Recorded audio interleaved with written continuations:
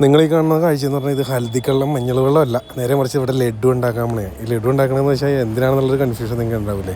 ലഡു ഉണ്ടാക്കണതിന് ഞങ്ങളെ കാണിക്കുന്നത്, പക്ഷേ ഇത് നിങ്ങൾ കാണേണ്ടത്, നിങ്ങൾ അറിയേണ്ടതുമായിട്ടുള്ള ഒരു ലഡു ഉണ്ടാക്കലാണ്.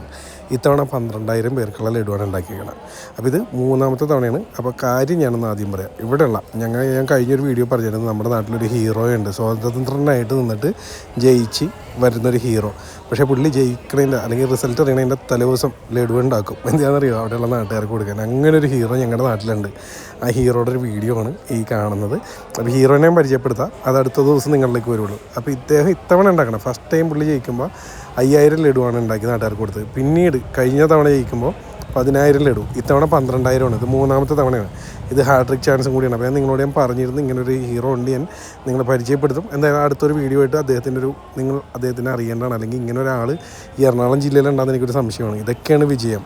അല്ലാണ്ട് കുപ്രചാരണങ്ങളും മറ്റേ നടത്തിയതും ജയിക്കണവന്മാരല്ല. അത് അങ്ങനെയുള്ള സ്ഥാനാർത്ഥികൾ ഇത് കണ്ടും മനസ്സിലാക്കണം. ഇതാണ് ഹീറോയിസ്, അല്ലെങ്കിൽ ഇതാണ് ജനവിധി. ജനങ്ങൾ ഇവരൊപ്പമാണ്.